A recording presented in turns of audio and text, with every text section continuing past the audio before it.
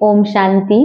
हम सबकी जिंदगी में एक बात कॉमन है, वो है समस्याएं। ऐसा कोई भी इंसान नहीं है जिसकी लाइफ में कोई प्रॉब्लम्स नहीं है। इस दुनिया में कोई ऐसा इंसान नहीं है जिसकी लाइफ में परेशानी ना हो। बस फर्क इतना होता है, कोई उन परेशानियों से टूट जाता है तो कोई उन परेशानियों से मजबूत होकर आगे बढ़ता है। तो आज हम उन्हीं पलों के बारे में बात करने वाले हैं जब हमें अचानक से सब कुछ बहुत भारी लगने लगता है। जब हमारा मन हमसे सवाल पूछता है कि मेरे साथ ही ऐसा क्यों हो रहा है, मैं इन सब से बाहर कैसे निकलूंगा, तब हमें ये 6 बातें याद रखनी है। पहली बात जो हमें याद रखनी है, ये जो हमारा बुरा समय चल रहा है वो गुजर जाएगा। जब परेशानी आती है तो हमें ऐसा लगता है कि ये जो समय चल रहा है यही सही है और ये हमेशा रहेगा। लेकिन जिंदगी का एक नियम है, हमारे जीवन में कोई भी चीज़ स्थायी नहीं है। जैसे हर रात के बाद सुबह आती है, वैसे ही हर परेशानियों के बाद समाधान जरूर आएगा। आज जो दर्द आप सह नहीं पा रहे हैं, वही दर्द आगे जाकर आपकी ताकत बनेगी। आज जो समय आपको असहनीय लग रहा है, वही कल आपके लिए ताकत बन जाएगा।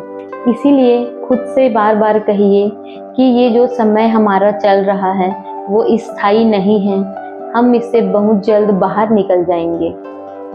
दूसरी बात, मैं अकेला नहीं हूँ। जब भी हम परेशानी में रहते हैं, हम ऐसा फील करने लगते हैं कि मैं अकेला हूँ, मुझे समझने वाला कोई नहीं है।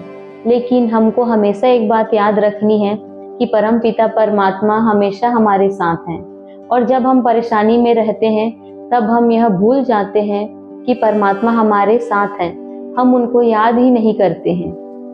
जब मन बहुत भारी हो तब किसी से शिकायत करने से पहले 2 मिनट शांति से बैठिए और खुद को याद दिलाइए कि परमपिता परमात्मा मेरे साथ हैं, और उस परमात्मा को याद करके कहो, परमपिता परमात्मा मुझे संभाल लो।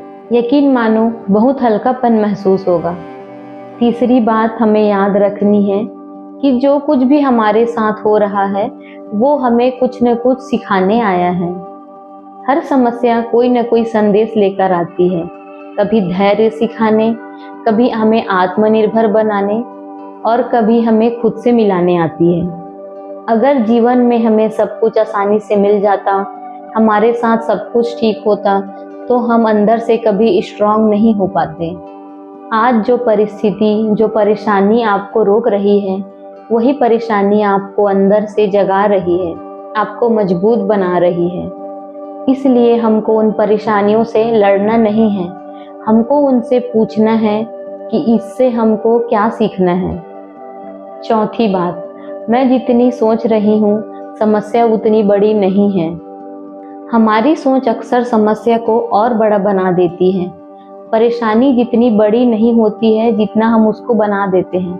हम बार बार उसको सोचते हैं और हम उसको बड़ा बना लेते हैं। लेकिन सच यही है, जो परेशानियां हमारे मन में ज़्यादा चलती है, जिसको हम बहुत बड़ा मानने लगते हैं, असल ज़िंदगी में वो बहुत छोटी होती है।